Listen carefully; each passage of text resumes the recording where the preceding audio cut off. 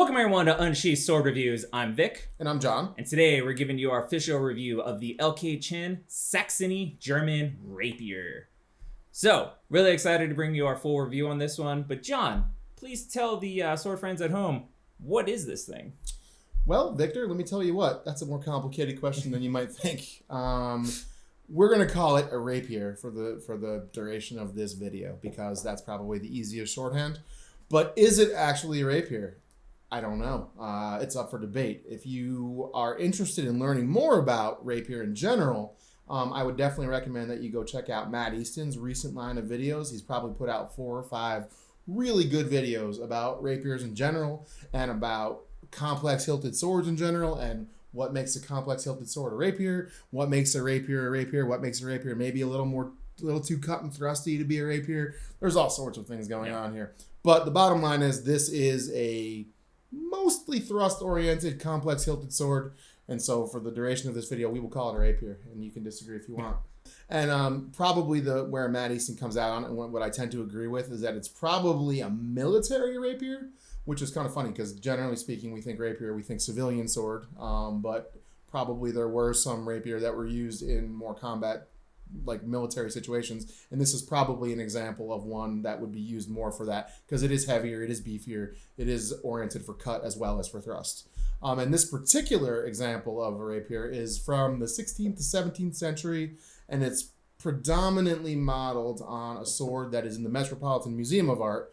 So it looks quite similar to that. The specs aren't 100% the same, but it's modeled quite closely on that. And a thing to remember, and Matt Easton talks about this in his videos, is lots of the terms we use for sword distinction are modern terms, right? Back in the day, most people just called swords, right? And like he talks about how this might have been called a rapier and like a side sword would have been called a sword. So we're really trying to nitpick in terms of the term. So yeah, we're just gonna call it a rapier, right? Sure. And that's one interesting distinction he talked about is that often in the fencing manuals from the time period, you would have some forms and moves and things that were for swords, just called swords. And then there were other ones that were different for a longer, dressier, fancier blade referred to as a rapier, which there's a lot of different reasons why they think it was called that, maybe similar to the word rapier to dress. There's all sorts of reasons why they think it might have been called that. But yeah, so it was definitely a different sort of sword than just, like Victor said, a side sword, which is essentially just an arming sword with a fancy hilt. Right. So yeah.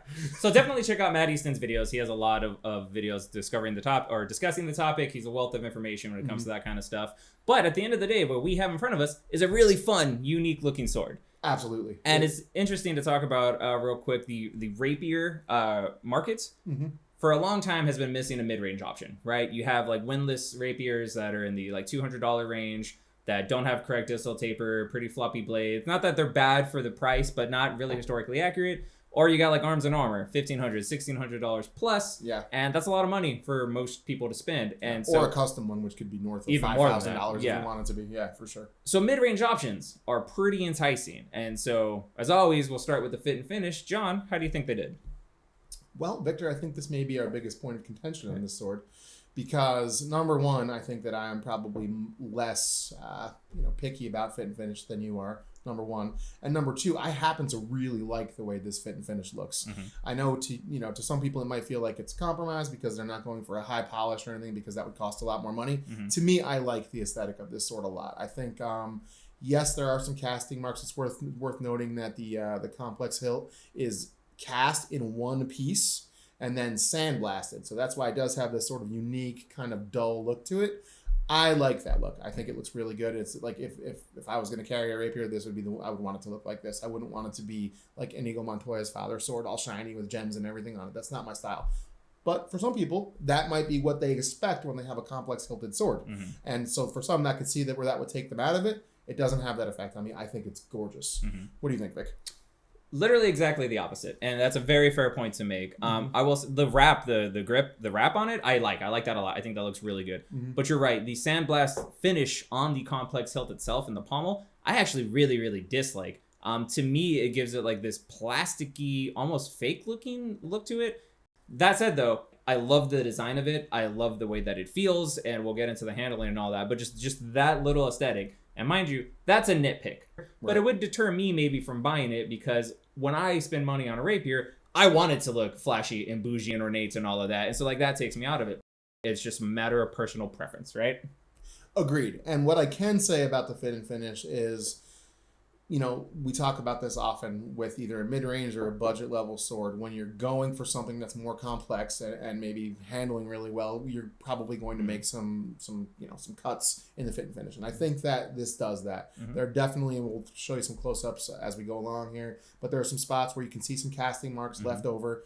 I honestly think that's why they sandblasted it, because I bet you they removed a lot of what would have been some fairly obtrusive casting marks with the sandblasting. So to me, that was well done, and I appreciate that. But there are some spaces where you can still see some casting marks to kind of maybe a little bit transfer into handling, but not really. I noticed that a few spots, the wire wrap can kind of be a little pokey, particularly if I don't finger the guard. If the wire wraps here at the top and the bottom, they can poke my hand just a little bit. So if I was using it for a long time, I could see where it would wear on me. But I mean, as far as the look of the wire wrap, I would say that's the prettiest thing on the sword. It is absolutely beautiful. Yeah, that's very well done. Yeah, it's like individually twisted strands of wire, which are then twisted around each other, which are then wrapped around it, which then have spiral wrapped around that, and then those end caps of wire. So it's absolutely beautiful. And the end caps really sell it for me, because again, that's a little bit of flamboyancy, that's a little bit of decoration that are slightly different colored, and I'm here for it. That you're right, that looks really, really good. It does look really, really good. So yeah, as far as fit and finish, I'm quite happy with it, although I do understand Victor's qualms with it. I can completely see both sides. So transitioning into handling then, what do you think, Vic? It's an interesting sword. So it's definitely both of our first rapier, our first complex hilted sword. You know, we watched enough videos from Matt Easton and various others that we kind of had an idea of what to expect from a rapier. We knew that it was going to be a heavy, quote unquote, for a single-handed sword, coming in at just about 3 pounds. We knew it was going to have a lot of blade presence, because this particular rapier has a 40-inch blade. And we knew it was going to be very thrust-centric. Yep. And when we first started cutting with it, I like to describe the sword as it was a little bit of a puzzle, right? Because if you're used to arming swords or long swords and you try to maneuver it the same way, or Chinese swords, like my New Way Dao, for example, right. It's different animal. It is not going to work for you. But once you kind of figure out the way the blade wants to move, once you wrap your finger around it the correct way and realize it's more subtle wrist motions, then all of a sudden you start pulling off insanely clean cuts and really well placed thrusts. And a mark of a great sword to me, I don't care what price range it is, if I don't have an idea of how to use the sword, and the sword itself can kind of tell me what to do, and I can just feel what it wants me to do, that's a great freaking sword to me. And this sword was literally teaching us how to use a rapier. I completely agree with that, for sure. It's almost unnerving the way you can accelerate the tip of this sword just using, because of where the point of balance is and all that. The point of balance is at about 2.75 inches from the top of the complex hilt. So it's got a little, like most times you might expect the rapier to be balanced right at the crossguard or right at the top of the basket hilt. This does have a little more blade presence than most rapier would, I think, but that makes it cut really well. Yeah.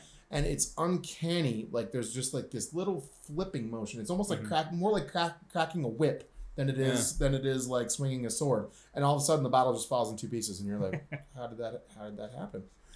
And yeah, so you're right. So this does have more blade presence, and going back to even why we were saying it might be considered a military rapier, because there's a wider blade than most rapier of this style and time period would have. But that probably means it's a better backyard cutter, right? It'll be a little bit more forgiving in cuts like that. And you're right, the cracking a whip analogy was actually really well done, because you do this and bam, and you don't feel anything, and it's freaking crazy. But yeah, it handles really, really well. And part of the problem on lower end reproductions with rapier is incorrect distal taper. So we actually measured the distal taper on this, and it was actually a little bit better than what was listed on the site, right? Yeah, absolutely. Now, you expect there to be some differentiation between handcrafted items, right?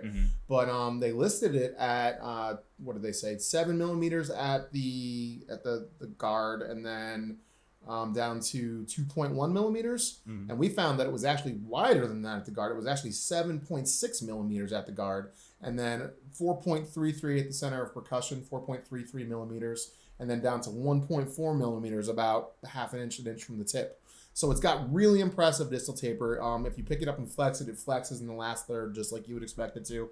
So it's a fairly well done reproduction, I think, in terms of how it handles and performs. Right. And I think that's the thing for me. So at the price that it is, which you said it was just over $600 to your door. Yeah, I think $660 or $680, something like that to the door. Yeah. Right. So you can get it from LK Chen's website, or you can get it from Cultivathena when they have it in stock. This sold out in about a day when it came on Cultivathena. Yeah. So considering it a $600-ish sword in that ballpark, to have that kind of distal taper and that kind of attention to detail, like that's really what I personally want out of a sword, and I can look past fit and finish issues that aren't even really issues, just aesthetic things like that taste. I don't, taste things that I'm not here for. Yeah. I can look past it because this is a fun sword. Every time I picked it up and cut with it, like it puts a smile on both of our faces. Yeah. And to me, it won me over.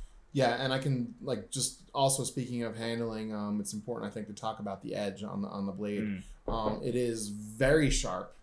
It is a very well-profiled blade. There's almost really no secondary bevel to speak of whatsoever. It's just a nice diamond cross shape all the way down to the edge. It's like it starts out and just goes straight to the edge. There's no secondary bevel. It's a great blade. I think it's a fantastic blade. Probably better than it should be for the price point, I think. Nice. Totally agree. All right, so if you guys probably couldn't have figured it out now, we're going to let you know. Do we think it's worth it? For $600-ish, John, are you happy with your purchase? No, I hate it. I would never have bought it. I think I want to return it right now. Screw you, LK Chen. JK, lol. No, I think, honestly, it's some of the best sword money I've spent. It is a striking sword, and it performs really well. And for me, the compromises in fit and finish are well worth it. 1,000%. I recommend buying it. I definitely recommend buying it. Like I said, it kind of won me over with the handling and just how fun and unique of a sword it is. 100% recommend it. And also, there's, like I said, a void in the market in terms of mid-range, complex hilted swords. Yep. I'm happy that there's options now and a number of different options from LK Chen. So yes, 100% think you should buy this. Another thing we should discuss too is that it does come with a scabbard. Oh yeah, which is very nice. It is in typical LK Chen fashion, significantly nicer than it needs to be. Many of their Chinese scabbards are wooden, and traditionally made out of wood, without any kind of leather wrap on them. This has a very nice, very, very nice leather wrap.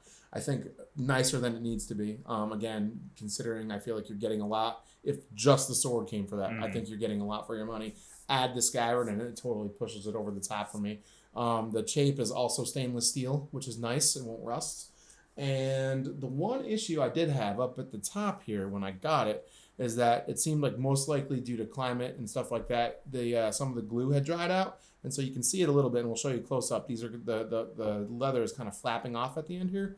But as far as complaints go, that's a very, very small, minor, very small complaint.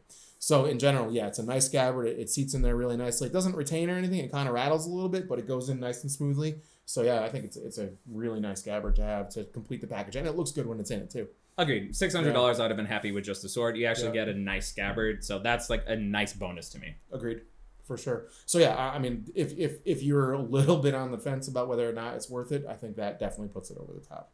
Completely agree. Yeah. We appreciate you watching this video. We would very much appreciate if you could both hit the like button and the subscribe button, and also hit the bell so you get notifications. We have a lot of exciting content coming up, and you don't want to miss it. So we would really appreciate it if you would subscribe. Anything else, Vic? No, I'm good. Thank you for watching, guys. Peace.